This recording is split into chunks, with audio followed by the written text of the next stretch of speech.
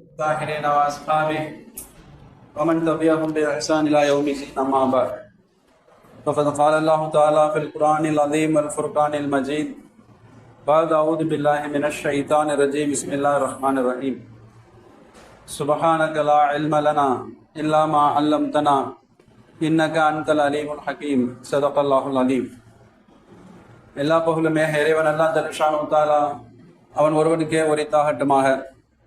அவனின் அருமை நாயம் முஹம்மது ரசூலுல்லாஹ் ஸல்லல்லாஹு அலைஹி வஸல்லம் அவர்கள் மீதும் அவர்கள் ஒளியேற்றி வாழ்ந்த சஹாபாக்கள், தாபீன்கள், தாபீன்கள் நல்லோர்கள் நம் அனைவர்கள் மீதும் அல்லாஹ்வின் சாந்தியும் சமாதானமும் என்றென்றும் நிலவட்டுமாக. ஆமீன். அஸ்ஸலாமு அலைக்கும் வரஹ்மத்துல்லாஹி வபரகாத்துஹு. அல்லாஹ் ஜல்லஷானு தஆலாவின் அளப்பெரும் கிருபையினால் பல்லாயிரக்கணக்கான படைப்புகளை படைத்திருக்கிற ரப்புல் ஆலமீன் தன் படைப்புகளில் சிலவைகளை அவன் மேம்படுத்தி இருப்பதை போல உலகை படைத்திருக்கிற ரப்புல் ஆலமீன் உலகின் சில பகுதிகளை காட்டிலும் சில பகுதிகளை மேம்படுத்தி வைத்திருக்கிறார். அந்த வகையிலே நபிகள் ஸல்லல்லாஹு அலைஹி வஸல்லம் சொல்லுகிறார்கள், அஹப்புல் பிலாதி இலல்லாஹி மசாஜிதுஹா. ஒரு ஊரில் ஒரு பகுதியில் அல்லாஹ்விற்கு ஆக பிடித்தமான பகுதி மஸ்ஜித் என்கிறார்கள் நபிகள் ஸல்லல்லாஹு அலைஹி வஸல்லம். அல்லாஹ் மிக விரும்புகிற, அவன் பிரியம் கொள்கிற ஒரு நிலப்பரப்பு, ஒரு பூமியின் ஒரு பகுதி, அது பள்ளிவாசல் சொல்லுகிறார்கள் நபிகள் ஸல்லல்லாஹு அலைஹி வஸல்லம். இப்போ நாம் யோசித்து பார்க்கிறோம், முஸ்லிம்களின் வாழ்வில் அன்றாட இரண்டர கலந்திருக்கிற ஒரு இறை ஆலயம் பள்ளிவாசல். இஸ்லாத்தின் அடையாள சின்னமாக திகழ்கிற அற்புதமான நினைவு சின்னங்கள் மஸ்ஜிதுகள். அல்லாஹ்வின் அருளை கஅபா முதல் ஆலயத்தில் அல்லாஹ்வின் அருள் இறங்குகிற போது அங்கிருந்து உலகம் முழுக்க இருக்கிற எல்லா பள்ளிவாசல்களுக்கும் அல்லாஹ்வின் ரஹ்மத் பிரித்து அனுப்பப்படுகிறது. அந்த வகையில் அல்லாஹ்வின் அருளை கொண்டு வருகிற சாதனமாக மஸ்ஜிதுகள், பள்ளிவாசல்கள். சொல்லப்போனா ஒரு மஹல்லாவின் செழிப்பு, ஒரு ஊரின் வளம், அது செழித்து விளங்க வேண்டுமானால் மஸ்ஜிதுகள் செழிப்பாக்கப்பட வேண்டும். அமல்களால், இபாதத்துகளால், நிறைய நல்ல பல காரியங்களால் நாம் மஸ்ஜிதுகளை செழிப்பாக்குகிற போது அது ஊரின் செழிப்பாக பிரதிபலிக்கும். அதனாலதானோ என்னவோ இந்த காவி வெறியர்கள் அவர்கள் சிறுபான்மை சமுதாயத்தின் மீது பல்வேறு தாக்குதலை தொடுக்கிற போது அப்ப அவர்கள் பிரதானமாக அவர்கள் தாக்க தொடங்குகிற இடமாக பள்ளிவாசலை பார்க்கிறோம். பள்ளிவாசல்களில் கை வைப்பது, இதில் இன்ன ஆலயம் இருந்தது, இன்ன சிலை இருந்தது என்றெல்லாம் சொல்லி அவர்களது பொய் கட்டுக்கதைகளை பார்க்கிறோம். அழிவிக்கவர்களே என்ன சொல்ல போனா, ஒரு படி முன்னேறி முஸ்லிம்கள் இந்த நாடுகளில் இந்துக்களுடன் சகோதரத்துவமாக வாழ வேண்டுமானால், சகோதர உணர்வோடு வாழ வேண்டுமானால் அல்லாஹ் பாதுகாக்க வேண்டும். நீங்கள் மஸ்ஜிதுகளை கைவிட வேண்டும் என்றெல்லாம் சொல்லுகிற அளவிற்கு அவர்களின் விஷம பிரச்சாரங்களை பார்க்கிறோம் அணிவிக்கவர்களே. ஆனால் உள்ளபடி பார்த்தால் நபிகள் ஸல்லல்லாஹு அலைஹி வஸல்லம் அவர்கள் வாழ்வில் மிகுந்த முக்கியத்துவம் தந்திருக்கிற, அவர்களின் வாழ்வில் பிரதான அம்சமாக இடம்பெற்றது மஸ்ஜிதுகள், பள்ளிவாசல்கள் என்பதை நாம் சொல்லி தெரிய வேண்டியது. நபிகள் ஸல்லல்லாஹு அலைஹி வஸல்லம் ஹிஜ்ரத் போகிறார்கள், ஹிஜ்ரத் பயணம். மதீனாவை நெருங்குகிற போது இன்னமும் மதீனாவிற்குள் நுழையவில்லை. மதீனாவிற்கு அருகில் இருக்கிற குபா என்கிற இடம் கூடாரம் அடித்து ஒரு பள்ளியை உருவாக்கி நபிகள் ஸல்லல்லாஹு அலைஹி வஸல்லம் தொழுகையை துவங்குகிறார்கள். இப்ப முதல் காரியமாக நபிகள் ஸல்லல்லாஹு அலைஹி வஸல்லம் எல்லாவற்றிற்கும் முதலாக மதீனாவில் நுழைந்ததற்கு பிறகு கூட அவர்கள் செய்த காரியம் மஸ்ஜித் நபவியை கட்டி எழுப்பினார்கள் என்று பார்க்கிறோம். அன்னைக்கவர்களே, இது நமக்கு சொல்ல வருகிற செய்தி அதுதான். இந்த முஸ்லிம் உம்மத், இஸ்லாமிய சமுதாயம் வாழ்வின் எல்லா நிலைகளிலும் மஸ்ஜிதுகளோடு இரண்டர கலந்து பயணிக்க வேண்டும். மஸ்ஜிதுகளின் தொடர்பிலேயே தொய்வில்லாத தொடர்பில் அவர்கள் காலங்கள் கழிக்கப்பட வேண்டும். கண்டிப்பார்களே, ஒண்ணுமில்ல, வாழ்வு மஸ்ஜிதோடு பயணித்தால், அது சீரான பயணமாக அமைந்தால் இம்மை மறுமையின் வெற்றி உறுதி என்பதை நாம் புரிந்தாக வேண்டும். கண்டிப்பார்களே, அதனால நபிகள் ஸல்லல்லாஹு அலைஹி வஸல்லம் சஹாபாக்களை வார்த்தெடுக்கிற பயிற்சி பாசறையாக அவர்கள் பயன்படுத்தியது மஸ்ஜிதுகள், பள்ளிவாசல்கள். உருவாக்குகிற ஒரு சமுதாயத்தை ஒரு தனி மனிதனை உருவாக்குகிற தளமாக அன்றைக்கு பள்ளிவாசல்.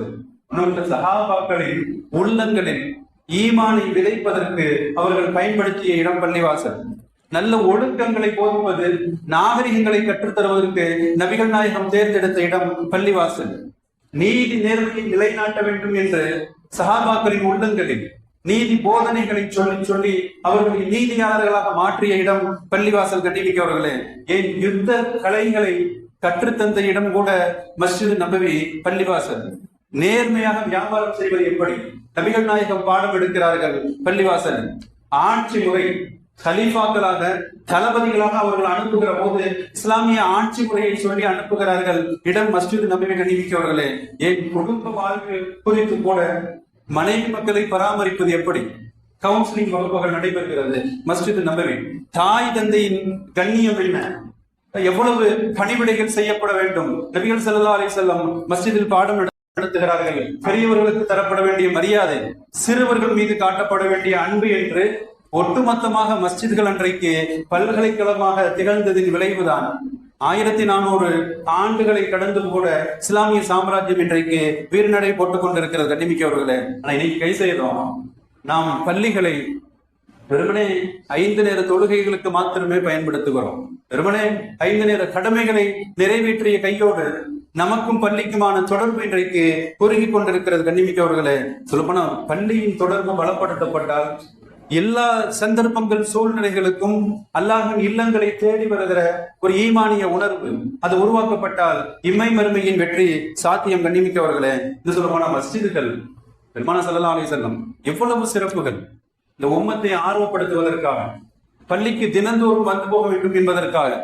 மஸ்ஜிதுகளின் சிறப்புகளை குறித்து நிறைய ஹதீஸ்களிலே பெருமானா ஸல்லல்லாஹு அலைஹி வஸல்லம் பேசுகிறார்கள். ஒரு ஹதீஸ்ல இப்படி சொல்லுவாங்க, வீட்டிலேயே ஒழுங்கு செய்துவிட்டு நல்ல முறையில் ஒழுவின் சுன்னத்துகள் முஸ்தஹப்புகள் எல்லாவற்றையும் பேணி ஒழுங்கு செய்துவிட்டு தொழுகைக்காக என்கிற நீயத்தோடு எவர் பள்ளிக்கு வருகிறாரோ, வெறுமனே சொல்ல வேண்டும் என்கிற ஒற்றை நீயத்தோடு வருகிறாரோ, இவரின் நிலை என்ன தெரியுமா?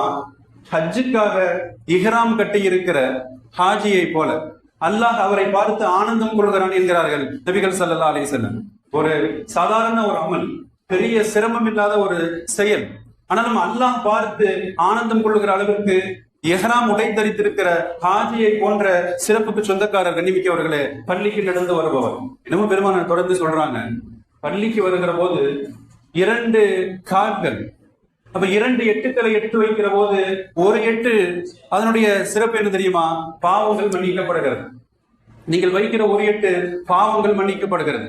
அடுத்த 8 சுவனத்தில் உங்களின் அந்தஸ்தை உயர்த்துகிறது என்கிறார்கள் நபிகள் ஸல்லல்லாஹு அலைஹி வஸல்லம் அவர்கள். கண்டிப்பார்களே, யோசித்து பார்க்கிறோம், மஸ்ஜிதுக்கு எடுத்து வைக்கிற எட்டுக்களிலும் கூட பாவங்கள் கழுவப்படுகிறது. சுவனத்தில் உயர் பதவிகள் காத்திருக்கிறது. கண்டிப்பார்களே, எல்லாம் ஜல்லஷானு வ தஆலா பெருமானார்ட்ட கேட்பான் ஸல்லல்லாஹு அலைஹி வஸல்லம், இந்த மலவுல் ஆலா என்ற ஒரு மலக்குகள், மிக உயர்ந்த மலக்குகள், விஐபியை போன்ற ஒரு பெரும் பதவியில் இருக்கிற மலக்குகள், இந்த மலக்குகள் எதற்கு போட்டி போடுகிறார்கள் தெரியுமா? எந்த நன்மைகளை எழுதுவதில் போட்டி போடுகிறார்கள் தெரியுமா? எந்த நன்மைகளை சுமந்து வருவதில் போட்டி போடுகிறார்கள் தெரியுமா என்று கேட்கிற போது நபிகள் ஸல்லல்லாஹு அலைஹி வஸல்லம் சொல்லுவார்கள், அல்லாஹு ஆலம், யா அல்லாஹ் நீதான் மிக அறிந்தவர், நான் அறியவில்லை என்று சொல்லுவார்கள். அல்லாஹ் ஜல்லஷானு வ தஆலா பெருமானாருக்கு அந்த ஞானங்களை வழங்குவான். மீண்டும் அல்லாஹ் கேட்பான், மலவுல் ஆலா உயர்ந்த மலக்குகள் எதற்கு போட்டி போடுகிறார்கள்? நபிகள் ஸல்லல்லாஹு அலைஹி வஸல்லம் அந்த விடை சொல்லி தருவார்கள், மலக்குகளின் போட்டி எதற்கு தெரியுமா? அத்துணை செயல்களும் பள்ளியோடு தொடர்புடைய செயல்கள். முதலாவதாக சொல்லுவார்கள், பள்ளியில் யார் அமைதி காக்கிறார்களோ அவர்களுக்கு. தேவையில்லாத வீண் பேச்சுக்கள், அப்ப வெற்றி அரட்டைகள் என்றில்லாமல் பள்ளியில் நிசப்தம் காக்கக்கூடியவர்கள், திக்ரில் ஈடுபடக்கூடியவர்கள், தொழுகை முடிந்த கையோடு அமர்ந்து திக்ர் செய்யக்கூடியவர்கள், ஒரு தொழுகை முடிந்து எழுந்து சென்று விடாமல் சுன்னத்து நஃபில்கள் எல்லாம் தொழுதுவிட்டு அடுத்த தொழுகைக்காக காத்திருப்பவர்கள், அடுத்த தொழுகைக்காக எதிர்பார்த்து காத்திருப்பவர்கள், பள்ளிக்கு 8 வைத்து நடந்து வருபவர்கள், இப்படியே தொடர்ந்து பெருமானார் சொல்லிட்டு சொல்லுவாங்க, இந்த நன்மைகளை எழுதுவதற்காக மலக்குகள் போட்டி போடுகிறார்கள். இந்த எல்லா அமல்களுமே மஸ்ஜிதோடு தொடர்புடைய அமல். மலக்குகளின் ஒரு பெருங்கூட்டம் இந்த நன்மைகளை நான் எழுதுவேன் என்று போட்டி போடுகிற அளவிற்கு மஸ்ஜிதின் அமல்கள் ஆக சிறப்புமிக்க அமல்கள். கண்ணிமிக்கவர்களே, இன்னும் பெருமாள் ஸல்லல்லாஹு அலைஹி வஸல்லம் சொல்லுவாங்க, நாளை மறுமையில எந்த மனிதர் தன் உள்ளத்தை மஸ்ஜிதில் லயித்திருக்கிறாரோ, தொழுதுட்டு வெளியே போனாலும் மீண்டும் எப்பொழுது வருவோம் என்கிற ஒருவித பாச பிணைப்பு மஸ்ஜிதோடு, மீண்டும் இப்பொழுது பள்ளிக்கு வருவோம், அல்லாஹ்வை வணங்குவோம் என்கிற லயிப்போடு எந்த மனிதர் வாழ்வை கழிக்கிறாரோ நாளை மறுமையில் இவருக்கு அரிசின் நிழல் உண்டு என்கிறார்கள் நபிகள் ஸல்லல்லாஹு அலைஹி வஸல்லம் அவர்கள் கணிவிக்கவர்களே. யோசித்து பார்த்தால் மஸ்ஜித் நமது உயிரோடும் உணர்வோடும் இரண்டர கலந்திருக்கிற ஒரு இடமா அந்த மஸ்ஜிதுகள் பலப்படுத்தப்பட வேண்டும், அமல்களால் அந்த மஸ்ஜிதுகள் செழிப்பாக்கப்பட வேண்டும். கண்டிப்பார்களே, பொதுவாக பள்ளியாசல் பொறுத்த வரைக்கும் நிறைய அமல்கள் செய்யறோம், தொழுகிறோம், குர்ஆன் ஓதுறோம். அதையும் தாண்டி நாம் செய்ய வேண்டிய சில முக்கியமான காரியங்கள் சுத்தம் மஸ்ஜிதுகளிலே பேணப்பட வேண்டும். உடல் சார்ந்து சுத்தமாக இருந்தாலும் சரி, அது இருக்கிற மஸ்ஜிது தரைப்பகுதி சார்ந்த சுத்தமாக இருந்தாலும் சரி, மஸ்ஜிதுகள் எல்லா நிலைகளிலும் சுத்தமாக பராமரிக்கப்பட வேண்டும். நபிகள் ஸல்லல்லாஹு அலைஹி வஸல்லம் அவங்க சொல்லுவாங்க, குர்ஆனிலே ஒரு வசனம் வருகிறது, ஒரு கூட்டத்தை அல்லாஹ் புகழ்ந்து பாராட்டுவான். ஃபீஹி ரிஜாலும், இந்த கூஃபா வாசிகளை பற்றி வருகிறது. ஃபீஹி ரிஜாலும், அங்கே சில மனிதர்கள் இருக்கிறார்கள், யுஹிப்பூன அய்யத்தஹரு, அவர்கள் சுத்தத்தை பிரியப்படுகிறார்கள், சுத்தமாக இருப்பதை அவர்கள் விரும்புகிறார்கள். இந்த வசனம் இறங்குகிற போது நபிகள் ஸல்லல்லாஹு அலைஹி வஸல்லம் கூஃபா வாசிகளை அழைத்து கேட்பார்கள், இப்ப அல்லாஹ்வே உங்களை புகழ்ந்து பேசுகிறான், உங்களது சுத்தத்தை அல்லாஹ் பாராட்டுகிறான், அப்படி என்ன நீங்கள் அந்த சுத்தம் மேற்கொள்கிறீர்கள் என்று கேட்கிற போது அவங்க சொல்லுவாங்களா, யா ரசூலல்லாஹ், நாங்கள் சுய தேவையை முடித்துவிட்டு சிறுநீர் கழித்ததற்கு பின்னால் எங்களுடைய நடைமுறை என்ன தெரியுமா, நாங்கள் இந்த செங்கலை வைத்து சுத்தம் செய்வோம். முதலாவதாக செங்கற்களை வைத்து நாங்கள் சுத்தம் செய்வோம், மட்டுமல்ல இரண்டாவதாக தண்ணீரை வைத்தும் சுத்தம் செய்வோம். இப்போ ஒன்று செங்கற்களை வைத்து சுத்தம் செய்துவிட்டு அத்தோடு நிறுத்திக் கொள்ளாமல் தண்ணீரை கொண்டும் சுத்தம் செய்வோம் யா ரசூலுல்லாஹ் என்று சொல்லுகிற போது நபிகள் ஸல்லல்லாஹு அலைஹி வஸல்லம் சொல்லுவாங்க, உங்களின் இந்த சுத்தத்தை விரும்புகிற தன்மை, பரிசுத்த தன்மை தான் அல்லாஹ் உங்களை பாராட்டி இருக்கிறான் பெருமான் சொல்லுவாங்க. கண்ணிமிக்கவர்களே, அப்ப யோசித்து பார்க்கிறோம், பொதுவாக இன்றைக்கு நம்முடைய மஸ்ஜிதுகள்ல, இஸ்லாமிய பல்வேறு பள்ளிகள்ல எந்த வழிபாட்டு தலங்களிலும் இல்லாத ஒரு சிறப்பம்சமாக கழிவறை வசதிகள் நம்முடைய இஸ்லாமிய வழிபாட்டு தலங்கள். ஆனா இன்னைக்கு அது எவ்வளவு தூரம் அது சுத்தம் மேற்கொள்ளப்படுகிறது. உள்ள உட்கார்ந்து புகை பிடிக்கிற பழக்கம், புகை பிடிக்கக்கூடியவர்கள், இப்ப மிகப்பெரிய ஒரு அருவருப்பான ஒரு செயல், கழிவறைகளிலே அமர்ந்து கொண்டு புகை பிடிப்பது, அந்த துண்டுகளை எல்லாம் ஆங்காங்கே விசிறி எறிந்து விட்டு வருவது. அடுத்தவர்கள் வருவார்கள், இது அல்லாஹ்வின் இல்லம், அப்ப சுத்தம் பேணப்பட வேண்டும் என்கிற ஒருவித அந்த எண்ணம் இல்லாமல் அதை அசுத்தம் செய்கிற நடைமுறைகள் இன்றைக்கு அதிகமாக பார்க்கிறோம். கண்ணிமிக்கவர்களே, இன்னும் சில பேர் உபயோகப்படுத்தியதற்கு பின்னால் தண்ணீரை சரிவர ஊற்றுவதில்லை, சரியாக அதை சுத்தம் செய்வதில்லை. எவ்வளவு இந்த மார்க்கம் சுத்தத்தை போதிக்கிற போது அல்லாஹ்வின் இல்லங்களில் இருக்கிற இது போன்ற கழிவறைகள் எல்லாம் அசுத்தப்படுத்துகிற சூழ்நிலைகளை பார்க்கிறோம். கண்ணிமிக்கவர்களே, இன்னும் சொல்ல போன பள்ளியாசலை பொறுத்த வரைக்கும் உள்ளே நுழைவதிலிருந்து வெளியே செல்லுகிற வரை மார்க்கம் ஒழுக்கங்களை கற்றுத்தருகிறது. இது நம்ம நினைக்கிற மாதிரி ஏதோ வந்தோம் தொழுதோம் போனோம் அப்படிங்கிறது இல்ல. உள்ளே நுழைவதிலிருந்து அடுத்தடுத்து ஒழுக்கங்களை மார்க்கம் நமக்கு போதிக்கிறது. கண்ணிமிக்கவர்களே, ஹதீஸிலே வருகிறது, நபிகள் ஸல்லல்லாஹு அலைஹி வஸல்லம் சொல்றாங்க, பள்ளிக்கு உள்ள வர்றப்ப வலது காலை வைத்து உள்ளே வர வேண்டும். பெருமானாருடைய பழக்கம் என்னன்னு சொன்னா, எந்த சிறந்த காரியமாக இருந்தாலும் வலது புறத்தில் இருந்து ஆரம்பிப்பார்கள் நபிகள் ஸல்லல்லாஹு அலைஹி வஸல்லம். இப்ப உள்ளே வருகிற போது அந்த சிந்தனையோடு வருவது, நான் அகில உலகத்தின் அதிபதி அல்லாஹ்வின் ஆலயத்திற்கு செல்கிறேன், அப்ப அகில உலகத்தின் அரசன் அவனின் இல்லத்திற்கு செல்கிறேன் என்று அந்த கண்ணியத்தை உள்ளத்தில் தாங்கியவர்களாக வலது காலை உள்ளே வைத்து வருவது, பிஸ்மில்லா என்று சொல்லி காலை எடுத்து வைப்பது, பள்ளியில் உள்ளே வருகிற ஒழுக்கங்கள். பிஸ்மில்லா என்று அல்லாஹ்வின் திருநாமத்தை சொல்லி பள்ளியில் காலடி எடுத்து வைப்பது, பெருமானார் மீது ஸலவாத் ஓதுவது, இந்த எல்லா அமல்களும் உள்ளே நுழைகிற போது செய்யப்பட வேண்டிய அமல்கள். வலது காலை உள்ளே வைப்பது, பிஸ்மில்லா என்று அல்லாஹ்வின் திருநாமத்தை ஓதுவது, நபிகள் நாயகத்தின் மீது ஸலவாத் ஓதுவது, அஸ்ஸலாத்து வஸ்ஸலாம் அலா ரசூலில்லாஹ், அல்லாஹ்வின் தூதரின் மீது ஸலவாத்து சாந்தி உண்டாகட்டும் என்று அந்த ஸலவாத்துடைய வார்த்தைகளை ஓதுவது. கண்ணிமிக்கவர்களே, ஒரு ஹதீஸ்ல வருகிறது, யார் மஸ்ஜிதுக்குள் நுழைகிற போது வலது காலை உள்ளே வைத்து இந்த துஆவை ஓதுகிறாரோ, ஷைத்தான் சொல்லுவானா, இந்த நாள் முழுக்க அவர் என்னிடமிருந்து பாதுகாப்பு பெற்று விட்டார். ஒற்றை வரி துஆக்கள், நாம் இதை மனனம் செய்து வளமையாக ஓதுகிற போது நாள் முழுக்க ஷைத்தானிடமிருந்து பாதுகாப்பு. இந்த துஆ இப்படி வருகிறது, அஊது பில்லாஹில் அதீம், மகத்தான அல்லாஹ்வின் திருநாமத்தை கொண்டு நான் பாதுகாப்பு தேடுகிறேன், வபி வஜ்ஹில் கரீம், கண்ணியமான அல்லாஹ்வின் திருமுகத்தை கொண்டு நான் பாதுகாப்பு தேடுகிறேன், வ சுல்தானிஹில் கதீம், அல்லாஹ்வின் பழைய மிக பிரம்மாண்டமான ஆட்சியை கொண்டு நான் பாதுகாப்பு தேடுகிறேன், மின ஷைத்தான் ரஜீம், எடுத்தெறியப்பட்ட ஷைத்தானை விட்டும். இப்போ வணங்குவதற்காக மஸ்ஜிதுக்கு வருகிறோம், ஆனாலும் நாம் ஷைத்தானிடமிருந்து பாதுகாப்பு தேடுகிற போது நாள் முழுக்க நமக்கு பாதுகாப்பு உண்டு. கண்ணிமிக்கவர்களே, அடுத்து பள்ளிக்கு உள்ள வந்தவொடனே ஏத்திகாஃபுடைய நியத்து வைப்பது, ஏத்திகாஃபுடைய நியத், அது நஃபிலான ஏத்திகாஃப். ஒரு மணி நேரம் நாம் அமல் செய்வதாக இருந்தாலும் சரி, ஒரு 10 நிமிடம் அமல் செய்வதாக இருந்தாலும் சரி, தமிழில் சொல்வதாக இருந்தால், யா அல்லாஹ் நான் எவ்வளவு காலம் இந்த பள்ளியில் இருக்கிறேனோ அந்த நேரங்களை ஏத்திகாஃப் நியத்து வைக்கிறேன். சுருக்கமாக அரபியில் சொல்லுவதாக இருந்தால், நவைத்து சுன்னத்தல் ஏத்திகாஃப் மாதும் துஃபி ஹாதல் மஸ்ஜிதி லில்லாஹி தஆலா. யா அல்லாஹ் நான் பள்ளியில் தங்குகிற நேரம் முழுக்க ஏத்திகாஃப் நியத் செய்கிறேன். இது பள்ளியின் ஒழுக்கங்களிலே கட்டுப்பட்டது. கண்ணிமிக்கவர்களே, அடுத்து மிக முக்கியமாக ஹதீஸிலே வருகிறது, பள்ளியில் உள்ளே வந்தவுடன் அமர்ந்து விடாமல், தொழுகை நேரமாக இருந்தால் நேராக தொழுகையில் கலந்து கொள்ளலாம். தொழுகை அல்லாத நேரமாக இருந்தால் வெறுமனே வந்து அமர்ந்து விடாமல் 2 ரக்காத்துகள் நஃபில் தொழுவது. தஹிய்யத்துல் மஸ்ஜித் என்று அதற்கு பெயர். காணிக்கை, மஸ்ஜிதின் காணிக்கை என்று சொல்லுவார்கள். பள்ளியின் கண்ணியத்திற்காக நாம் தருகிற விலையாக அந்த தொழுகை. நபிகள் ஸல்லல்லாஹு அலைஹி வஸல்லம் அவர்கள் சொல்லுகிறார்கள், உங்களில் யார் மஸ்ஜிதுக்கு வந்தாலும் 2 ரக்காத்துகள் தொழாமல் அமர வேண்டாம். இது நஃபிலான தொழுகை. சுன்னத் தொழுகை இருந்தால் சுன்னத் தொழுது கொள்ளலாம்.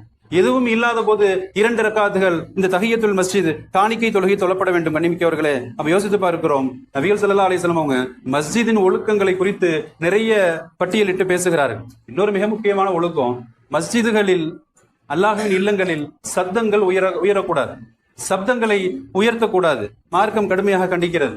சாயிப் இப்னு யஸீத்னு ஒருத்தவர், ஹஜ்ரத் உமர் ரலியல்லாஹு அவருடைய ஆட்சி காலத்துல அவர் மஸ்ஜிதிலே நின்று கொண்டிருப்பார். தூரத்தில் இருந்து யாரோ ஒருவர் இந்த பொடி கற்களை அவர் மீது எறிவார். இந்த சாயிப் இப்னு யஸீத் யார் என்று திரும்பி பார்ப்பார். ஹஜ்ரத் உமர் இப்னு ஹத்தாப் ரலியல்லாஹு அவர்கள் நின்று கொண்டிருப்பார்கள். ஹஜ்ரத் உமர் இப்னு ஹத்தாப் இப்ப அவரை அழைப்பார்கள். அருகிலே வந்தவுடன் சொல்லுவார்கள், அங்கே 2 மனிதர்கள் மஸ்ஜிது நபவியில் நின்று பேசிக் கொண்டிருக்கிறார்கள். உரத்த சப்தத்தோடு அவர்கள் பேசிக் கொண்டிருக்கிறார்கள். அவரை அழைத்து வா என்று ஹஜ்ரத் உமர் உத்தரவிடுவார்கள். அந்த 2 பேரை இவர் கூட்டிட்டு வருவார். இந்த 2 நபர்கள் வந்ததற்கு பின்னால் ஹஜ்ரத் உமர் கேட்பான், நீங்கள் எந்த ஊரை சார்ந்தவர்கள், எங்கிருந்து வந்திருக்கிறீர்கள்? தாயிஃப் என்று அவர்கள் சொல்லுவார்கள். நாங்கள் தாயிஃப் வாசிகள். ஹஜ்ரத் உமர் ரலியல்லாஹு சொல்லுவாங்க, ஒருவேளை நீங்கள் வெளியூர் வாசியாக இல்லாமல் உள்ளூரை சார்ந்த நபராக இருந்தால் நான் என்ன செய்திருப்பேன் தெரியுமா? என் சாட்டையால் உங்களை தண்டித்திருப்பேன். சொல்லிவிட்டு ஹஜ்ரத் உமர் சொல்லுவாங்களாம், மஸ்ஜிதில், அதுவும் நபிகள் நாயகத்தின் மஸ்ஜிதில், புனித ஆலயத்தில் நீங்கள் சப்தமிட்டு பேசிக் கொண்டிருக்கிறீர்களே, நீங்கள் நிசப்தமாக இருக்க தெரியாதா என்று ஹஜ்ரத் உமர் அவர்கள் கண்டித்ததை பார்க்கிறோம். கண்ணிமிக்கவர்களே, அது எல்லா மஸ்ஜிதுகளுக்கும் பொதுவான சட்டம். அதான் பொதுவாக மஸ்ஜிதுகள் அல்லாஹ்வை வணங்கப்பட வேண்டிய இடங்கள். தொழுகை, குர்ஆன் ஓதுவது, திக்ர், தஸ்பீஹ், துஆக்கள், மார்க்க பிரசங்கம் என்றெல்லாம் சொல்லி பல்வேறு ஆக்கப்பூர்வமான விஷயங்கள் நடைமுறைப்படுத்தப்பட வேண்டிய இடங்கள் மஸ்ஜிதுகள்.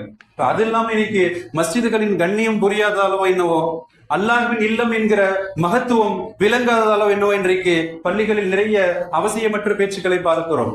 எந்த விதமான மார்க்க தொடர்பில்லாத, பலனில்லாத பேச்சுக்கள் இன்றைக்கு பள்ளிகளில் எல்லா இடங்களிலும், எல்லா மசூதிகளிலும் பெருகி கொண்டிருப்பதை பார்க்கிறோம். மன்னிக்கவர்களே, இந்த அளவுக்கு ஹதீஸ்ல வருது அப்படின்னு சொன்னா, வியாபாரம், கொடுக்கல் வாங்கல், மார்க்கம் அனுமதித்திருக்கிற வியாபாரம் கூட பள்ளியில் ஒருவர் வியாபார பொருளை குறித்து விற்கிறார், இன்னொருவர் வாங்குகிறார். பள்ளியில் நடைபெறுகிற வியாபாரங்களை நீங்கள் கண்டால் இப்படி சொல்லுங்கள், பெருமானார் சொல்லுவாங்க, உனது வியாபாரத்தில் அல்லாஹ் நஷ்டத்தை ஏற்படுத்துவானாக, உனது வியாபாரம் லாபம் இல்லாமல் போகட்டும் என்று சொல்லுங்கள் என்கிறார் நபிகள் ஸல்லல்லாஹு அலைஹி வஸல்லம். அப்ப மார்க்கம் அனுமதித்திருக்கிற வியாபார விஷயங்கள் கூட பள்ளிகளில் பேசப்படக்கூடாது என்கிற போது நாம் யோசித்து பார்க்க வேண்டும். எந்த பலனும் இல்லாத வீண் பேச்சுக்கள், வீண் அரட்டைகள், பல்வேறு தகராறுகள் என்றெல்லாம் சொல்லி நாம் உறக்க பேசுவது கண்டிக்கப்பட வேண்டும். கண்ணிமிக்கவர்களே, என்ன சொல்ல போனா, எத்தனையோ பேரு மஸ்ஜிதுகள்ல செல்போன் பயன்பாடு எவ்வளவு வன்மையாக கண்டிக்கப்பட வேண்டும். சில நேரங்கள்ல சட்டங்களை கேட்டு தெரிந்து கொள்ள வேண்டும். தெரியாம போனை சைலண்ட்ல போடாம வந்துட்டாரு, போனை சைலண்ட் மோட்ல போடல, இல்ல சுவிட்ச் ஆஃப் செய்யல. இப்ப ஜமாத் நடந்து கொண்டு இருக்கிறது. அந்த நேரத்துல எல்லோரது கவனம் சிதறுகிற அளவிற்கு, ஏன்னா நம்ம தொழுகை நமக்கு தான் தெரியும் எந்த அளவுக்கு நம்ம தொழுகையில அல்லாஹ்வின் கவனத்தோடு தொழுகிறோம். சும்மாவே நம்ம தொழுகை எவ்வளவு மோசமா இருக்குன்னு நமக்கு தெரியும். இப்ப அல்லாஹ்வை விட்டு விட்டு எல்லா கவனங்களும் உள்ளே இருக்கும். இது லேசான ஒருவித அந்த செல்போன் சப்தங்கள், பல்வேறு இசைகள், இன்னும் பிற மிக மோசமான அது நிகழ்வுகள் எல்லாம் கூட நமது கவனத்தை சிதறடிக்கிறது. கண்ணிமிக்கவர்களே, இப்ப எல்லோரது கவனச்சிதறல் குறித்த குற்றம் அவருக்கு உண்டு. எனவே பள்ளிக்கு உள்ள வர்றப்பயே செல்போன் அது அணைக்கப்பட வேண்டும், அல்லது அது சைலண்ட் மோடில் போடப்பட வேண்டும். இது தெரியாம ஒருத்தவர் வந்துட்டாரு, சைலண்ட்ல போடல, இப்ப அது தொழுது கொண்டிருக்கிற போது செல்போன்கள் ஒலித்தால் அது குறைந்தபட்ச செயலில் அது சுவிட்ச் ஆஃப் செய்யப்பட வேண்டும். ஒண்ணுமில்ல, கீழே தரையில் போனை வைத்திருக்கிறார், போன் கீழே இருக்குது, இப்ப ரிங்டோன் அடித்துக் கொண்டிருக்கிறது. இவர் குனிந்து கையில் எடுத்து அதை ஆஃப் செய்கிற அளவிற்கு போகிற போது இது அதிகப்படியான செயல் என்று மார்க்கம் சொல்லும். இப்ப தொழுகை முறிந்து போகும். குனிந்து எடுத்து அதை ஆஃப் செய்கிற அளவிற்கு போகிற போது இது அதிகப்படியான செயல். இன்னொன்றையும் மார்க்க சொல்லும், குறைந்தபட்ச செயலை கொண்டு அந்த செல்போனை அணைக்கலாம். பாக்கெட்டிலே வைத்திருக்கிறார், அதை வெளியே எடுத்து பார்க்காமல் அப்படியே வெறுமனைய கையை வைத்து அந்த பட்டனை ஆஃப் செய்து விடலாம். இதற்கு மார்க்கம் அனுமதிக்கிறது. இன்னும் சில பேர் அறியாமையில போன் பாக்கெட்ல தான் இருக்கும், அதை கையில் வெளியே எடுத்து உள்ள போய் யாரு கால் அப்படின்னு பார்த்துட்டு அதுக்கப்புறம் ஆஃப் பண்றது. இதுவெல்லாம் அதிகப்படியான செயல்கள். கண்ணிமிக்கவர்களே, இப்ப மஸ்ஜிதின் கண்ணியத்தை பாழாக்குகிற, தொழுகையில் அந்த ஈடுபாட்டை குறைக்கிற செயல்பாடுகள். கண்ணிமிக்கவர்களே, அவ யோசித்து பார்க்கிறோம். இன்னும் சொல்ல போனா மஸ்ஜிதுகள்ல எவ்வளவு முடியுமோ அவ்வளவு நிசப்தம் பேணப்பட வேண்டும். மஸ்ஜிதுகள் அன்றைக்கு குடும்ப பிரச்சனை, கடன் தொல்லை, பல்வேறு நெருக்கடிகள் என்கிற போது அவர்கள் தேடி வருகிற தீர்வு தேடி வருகிற இடமாக அன்றைக்கு மஸ்ஜிதுகள் இருந்தது. இன்னைக்கு அப்படி பிரச்சனையில வந்து உட்கார்ந்து துவாக்கள், பல்வேறு அழுகை தொழுகைன்னு இருந்தா கூட அதற்கும் தொந்தரவுகள் பார்க்கிறோம். எவ்வளவு இடையூறுகள். பிறகு சப்தமிட்டு பேசுகிற அந்த செல்போன் பேச்சுக்கள், அல்லது அருகிலே அமர்ந்து சிரித்து பேசி பல்வேறு கதைகள் பேசி அவர்கள் செய்கிற தொந்தரவுகளை பார்க்கிறோம். கண்ணிமிக்கவர்களே, என்ன சொல்ல போனா பெருமானார் காலத்துல ஸல்லல்லாஹு அலைஹி வஸல்லம் மகளை பார்க்க போவான். அன்னை ஃபாத்திமா ரலியல்லாஹு அன்ஹா மகளோட நீண்ட நேரம் பேசிக்கிட்டு இருப்பான். பெருமானார் கேட்பான், ஹஜ்ரத் அலி எங்க அப்படின்னு கேட்பான். அன்னை ஃபாத்திமா சொல்லுவாங்க, யா ரசூலல்லாஹ், 2 பேரும் பேசிக்கிட்டு இருந்தோம், ஒரு லேசான கருத்து முரண்பாடு, அது சண்டையாக மாறி போய் ஹஜ்ரத் அலி சொல்லாம வீட்டை விட்டு வெளியே போயிட்டார் அப்படின்னு ஃபாத்திமா சொல்லுவாங்க.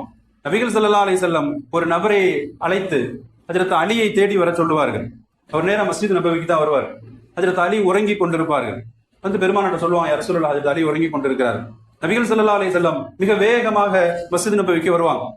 அப்ப அந்த மஸ்ஜித் நபவியில் மண் தரை, சுவற்றின் ஒரு ஓரத்தில் ஒரு பக்கம் சாய்ந்து ஹஜ்ரத் அலி அவர்கள் உறங்கிக் கொண்டிருப்பார்கள்.